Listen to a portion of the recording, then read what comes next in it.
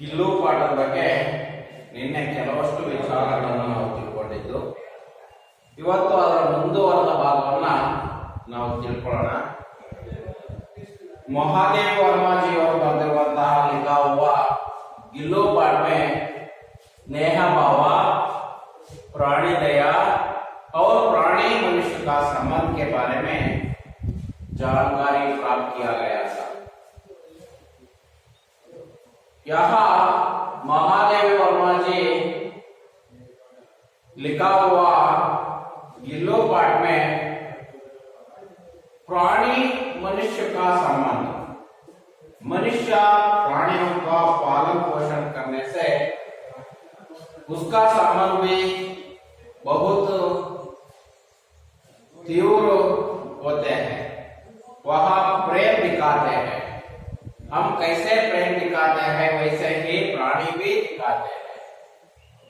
यह संदेश बच्चों को दे रही है. इसलिए हम भी प्राणियों का पालन पोषण करना चाहिए. यहाँ एक गिल्लू के बारे में लिखा है. गिल्लू ಅಂದ್ರೆ ಮಕ್ಕಳೇ ನಿಮಗೆಲ್ಲ ಗೊತ್ತಿದೆ, ಅಳಿಲು. एक दिन गिल्लू दीवार और गमले के संधि में छिपा पड़ा था. वहां गिल्लू को चोंचों से, कौवे अपने चोंचों से चुआ चुआला जैसे खेल रहा था. यहाँ कौवे को काकुम्बी शुंडी भी कहा जाता है, क्योंकि समादरिता, अनादरिता, अति सम्मानिता, अति हवामानिता, इसके कारण से ऐसे कहा जाता है. और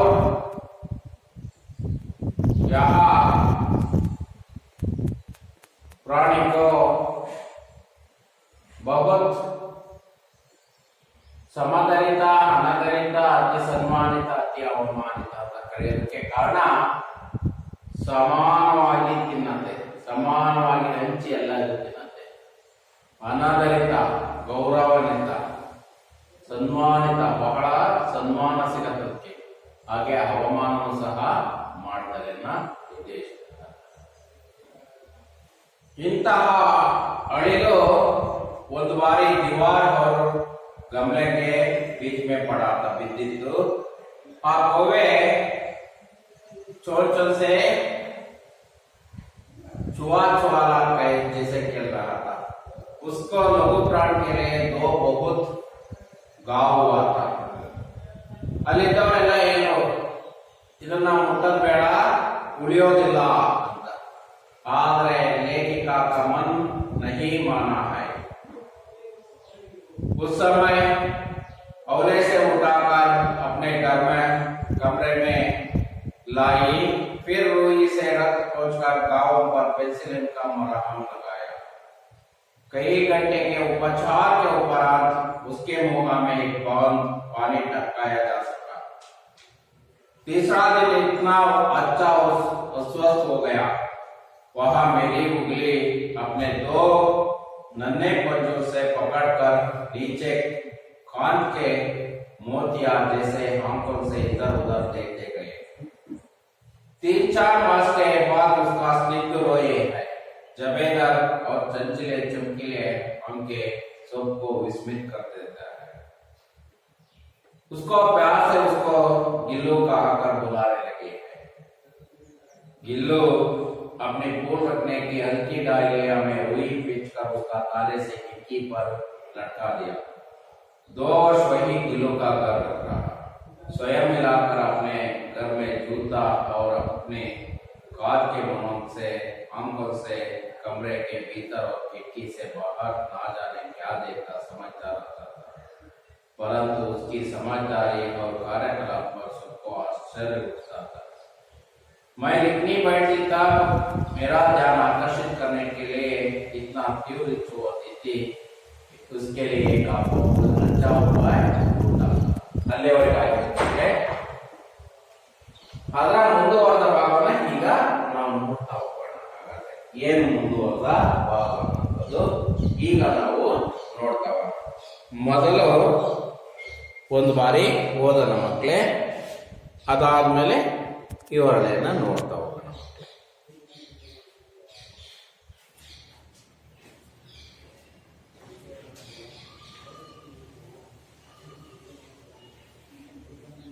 वहां मेरे पैर तक आकर सर से पर्दे पर चढ़ा जाता और फिर उसी तेजी से उतरता.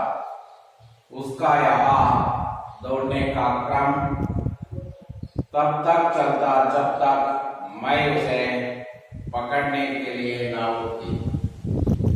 कभी मैं गिल्लों को पकड़कर एक लंबे लिफाफे में इस प्रकार रख देती कि उसके अगले दो पंजों और सिर के अतिरिक्त सारा गात लिफाफे के भीतर बंद रहता. इस अद्भुत स्थिति में कभी कभी घंटों मेजों पर दीवार के सहारे खड़ा आकर वहां अपनी चमकीले हाथों से मेरा कार्यकलाप देखा करता था.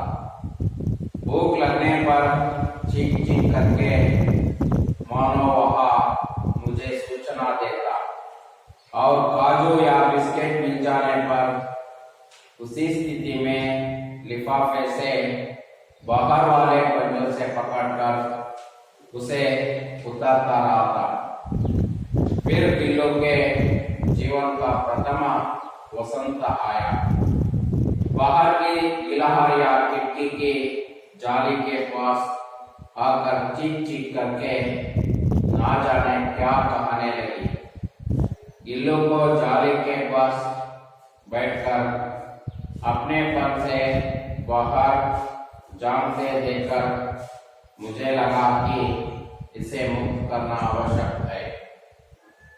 मैंने किले निकलकर जाली का एक कोना खोल दिया और इस मार्ग से गिल्लों ने बाहर जाने पर सचमुच ही मुक्ति की सांस ली. इतने छोटे जीव को घर में पले कुत्ते बिल्लियों से बचाना भी एक समस्या ही थी. मेरे कमरे से बाहर जाने पर वहां भी खिड़की की खुली जाली की राह बाहर चला जाता और दिन भर गिलहरियों की झुंडा का नेता बना हर्ष डाल पर उछलता कूदता रहता और ठीक 4 बजे वहां खिड़की से भीतर आकर अपने झूले में झूलते लगता. मुझे चौंकाने की इच्छा उसमें ना जाने कब और कैसे उत्पन्न हो गई थी. कभी फूलदानों के फूलों में छिपा जाता, कभी पर्दे की चुन्नटे में और कभी सोनजुई की पत्तियों में. मेरे पास बहुत ही से पशु पक्षी है और उनका मुझसे लगावा भी कम नहीं है, परंतु उसमें से किसी को मेरे साथ मेरी तालीम में गाने की हिम्मत हुई है, ऐसा मुझे स्मरण नहीं आया. गिल्लो इनमें अपवाद था.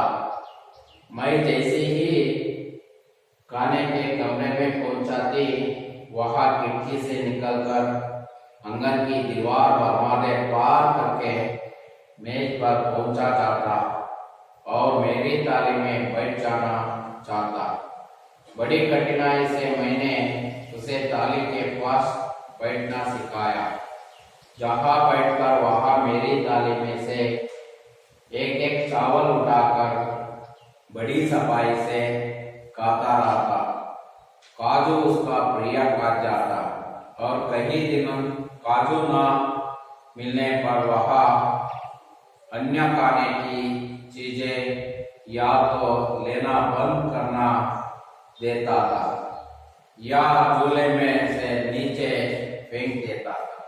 ಮಕ್ಕಳೇ ಇಲ್ಲಿವರೆಗೂ ಇರಲಿ. ಇದನ್ನ ಒಂದು ಬಾರಿ ಓದ್ಕೊಳ್ಳಿ ನೀವು, ಒಂದು ಬಾರಿ ಓದ್ಕೊಂಡಾದ್ಮೇಲೆ ಎಕ್ಸ್ಪ್ಲೈನ್ ಮಾಡೋಣ. ಬೇಗ ಬೇಗ ಓದೋದಕ್ಕೆ ಪ್ರಾರಂಭ ಮಾಡಿ, ಯಾಕೆಂದ್ರೆ ನೀವು 10ನೇ ತರಗತಿ ಮಕ್ಕಳು, ಹಾಗಾಗಿ ನೀವು ಓದೋದಕ್ಕೆ ಪ್ರಾರಂಭ ಮಾಡಿ.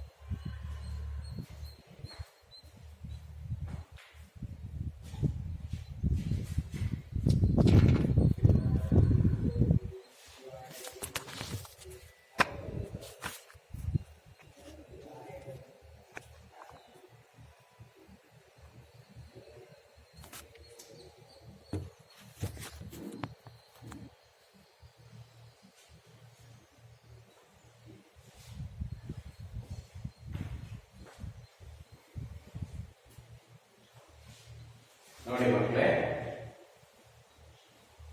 ಅದು ಲೇಖಕ ಮಹಾದೇವಿ ವರ್ಮರನ್ನ ಆಕರ್ಷಣೆಯನ್ನ ಮಾಡೋದಕ್ಕೆ ಯಾವ್ಯಾವ ರೀತಿಯಾದಂತಹ ಉಪಾಯಗಳನ್ನು ಹುಡುಕ್ತಾ ಇತ್ತು. वहां मेरे पैर का कहा पर सस्ते पर्दे पर चढ़ा जाता था. ಅದು ನನ್ನ ಕಾಲಿನ ಹತ್ತಿರ ಬಂದ್ಬಿಟ್ಟು ವೇಗವಾಗಿ ಪರ್ದೆ ಮೇಲೆ ಹತ್ತುತ್ತಿತ್ತು. ಫಿರ್ ಉಸಿ ತೇಜಿ ಸೆ ಉತ್ತರ್ತಾ, ಅದೇ ವೇಗದಲ್ಲಿ ಇಳಿತಾ ಇತ್ತು. ಉಸ್ಕಾ ಯಹ ದೌಡ್ನೆ ಕಾ ಕ್ರಮ, ಇದು ಓಡುವಂತಹ ಕ್ರಮ ತಬ್ ತಕ್ ಚಲ್ತಾ, ಎಲ್ಲಿವರೆಗೆ ನಡೀತಿತ್ತಂದ್ರೆ जब तक मैं उसे पकड़ने के लिए ना उठती थी, ನಾನು ಅದಕ್ಕೆ ಎಲ್ಲಿವರೆಗೆ ಇಟ್ಕೊಳ್ಳೋದಕ್ಕೆ ನಾನು ಪ್ರಯತ್ನ ಮಾಡ್ತಿರ್ಲಿಲ್ಲ ಅಲ್ಲಿಯವರೆಗೂ ಸಹ ಅದು ಹೋಗೋದು ಮತ್ತೆ ಓಡಿ ಬರೋದು. ಎದ್ರ ಮೇಲೆ पर्दे पर चढ़ा जाता था, उसी तेजी से उतरता था. कभी मैं गिल्लों को पकड़ एक लंबे लिफाफे में इस प्रकार रख देती थी.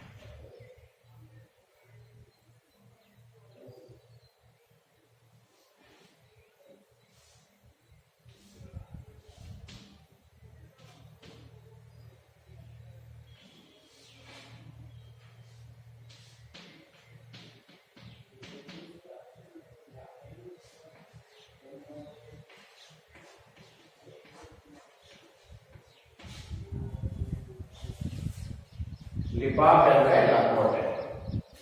ಆ ಲಕೋಟೆಯ ಮೇಲೆ ಈ ರೀತಿ ಇಡ್ತಾ ಇದ್ರು. ಉಸ್ಕೆ ಅಗಲೇ ದೋ ಪಂಜೆ, ಅದರ ಮುಂದಿನ ಎರಡು ಕಾಲುಗಳು. ಅವ್ರ ಸಿಕ್ಕೆ ಅತಿರಿಕ್ತ ಸಾರ ಲಗ, ಅದರ ತಲೆಯ ಮೇಲಿನ ಭಾಗವನ್ನ ಗಾತ, ಶರೀರ.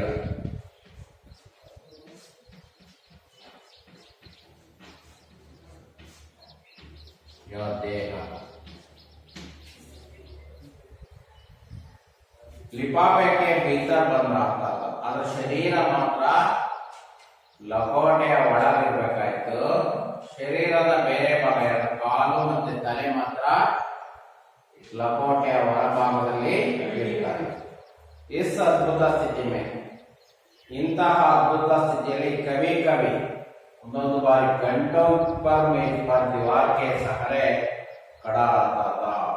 ಗಂಟೆಗಟ್ಟಲೆ ಮೇಜಿನ ಮೇಲೆ ಗಂಟೆಗಟ್ಟಲೆ ಆ ಗರ್ಕೆ ದಿವಾರ್ ಅದರ ಮೇಲೆ ನಿಂತ್ಕೊಳ್ತಾ ಇತ್ತು. ಚಮಕಿಲಿ ಆಂಖೋ ಸೆ ಮೇರಾ ಕಾರ್ಯಕಲಾಪ ದೇಖಾಯ, ಆ ಒಳೆಯುವಂತಹ ಕಣ್ಣಿನಿಂದ ನನ್ನ ಎಲ್ಲ ಕಾರ್ಯಕಲಾಪಗಳನ್ನ ನೋಡ್ತಾ ಇತ್ತು. भूख लगने पर चीख चीख करके मानो वह मुझे सूचन देता था. ಹೊಟ್ಟೆ ಹಸಿವಾಗ್ತಿದ್ದಕ್ಕಲೇ ಶಬ್ದ ಮಾಡ್ತಾ ಇತ್ತು. ಹೊಟ್ಟೆ ಹಸಿವಾಗ್ತಿದ್ದಕ್ಕೆ ಶಬ್ದ ಮಾಡಿ ನನಗೆ ಸಂದೇಶವನ್ನು ಕೊಡ್ತಾ ಇತ್ತು. ಕಾಜು या बिस्किट मिल जाने पर,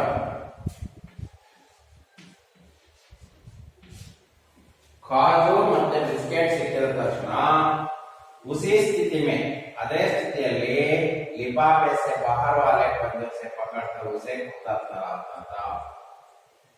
ಲಕೋಟೆಯ ಹೊರಗಿದ್ದಂತಹ ಬೆರಳುಗಳಿಂದ ಕಾಜು ಬಿಸ್ಕೆಟ್ ಅನ್ನು ತಿಂದ್ಬಿಟ್ಟು ಅದೇ ರೀತಿಯಲ್ಲಿ ಕೂತ್ಕೊಳ್ತಾ ಇತ್ತು. ಫಿರ್ ಗಿಲ್ಲು ಕಾ ಜೀವನ ಕಾ ಪ್ರಥಮ ವಸಂತ ಆಯಾ, ಮತ್ತೆ ಗಿಲ್ಲುವಿನ ಜೀವನದಲ್ಲಿ ಮತ್ತೆ ವಸಂತ ಮಾಸ ಬಂತು. बाहर की गिलहरियां खिड़की के जाली के पास आकर चीख चीख करके ना जाने क्या कहने लगी. ಹೊರಗಿನ ಅಳಿಲುಗಳು ಕಿಟಿಕಿಯ ಜಾಲಿ ಅಥವಾ ಚರಡಿ ಹತ್ರ ಬಂದು ಚೀಕ್ ಚೀಕ್ ಎಂದು ಶಬ್ದವನ್ನ ಮಾಡ್ತಾ ಇತ್ತು. गिल्लू का जाली के पास बैठकर अपनेपन से बाहर चीखता देखकर मुझे लगा कि इसको करना आवश्यक है. गिल्लू ಜರಡಿ ತರ ಕಿಟಕಿ ಇತ್ತಲ್ಲ, ಕಿಟಕಿಯ ಹತ್ತಿರ ಬಂದ್ಬಿಟ್ಟು ಏನ್ ಮಾಡ್ತಾ ಇತ್ತು ಅಂದ್ರೆ ಶಬ್ದವನ್ನ ಮಾಡ್ತಿತ್ತು. ಆ ಶಬ್ದವನ್ನ ಮಾಡುವಂತದ್ದನ್ನ ನೋಡ್ಬಿಟ್ಟು ಏನ್ ಮಾಡ್ತಾ ಇತ್ತಂದ್ರೆ ಇದು ಸಹ ಆ ಕಡೆ ಹೋಗ್ತಾ ಇತ್ತು.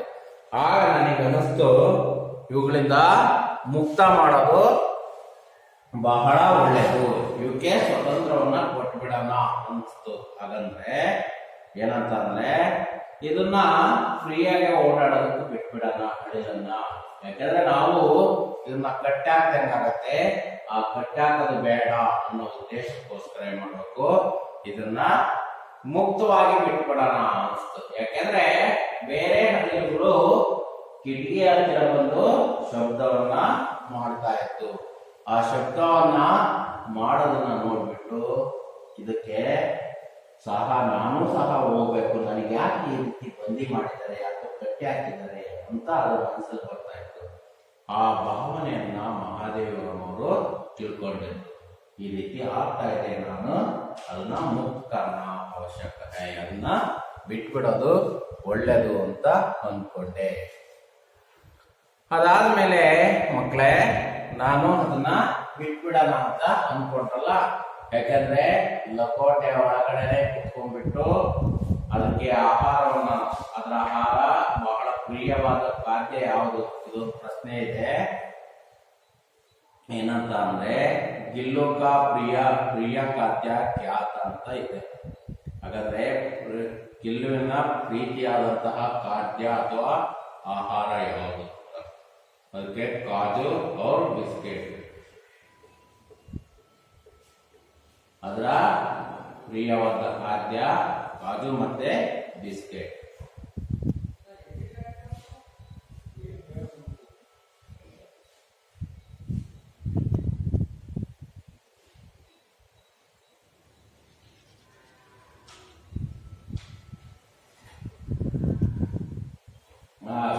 ಅದನ್ನ ತಿಂತ ಇರ್ತಿತ್ತು. ಲಕೋಟೆ ಒಳಗಡೆನೆ ಅದು ತನ್ನ ತಲೆ ಭಾಗ ಮತ್ತು ಎರಡು ಮುಂದಿನ ಎರಡು ಕಾಲುಗಳಿಂದ ಅದನ್ನು ತಾನು ತಿಂತಾ ಇತ್ತು. ಮತ್ತೆ ಹಾಗೆ ಹೋಗಿ ಕಡೆ ಶರೀರದ ಭಾಗ ಇರ್ತಾ ಇತ್ತು.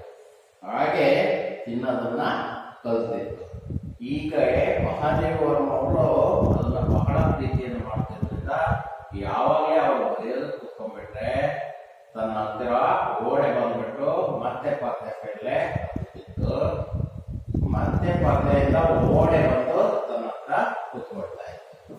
ಇದೊಂದು प्रश्न है मकले, महादेवी वर्मा जी का ध्यान आकर्षित करने के लिए गिल्लू ने क्या क्या करता था? उसला नोट करी मकले पुत्र.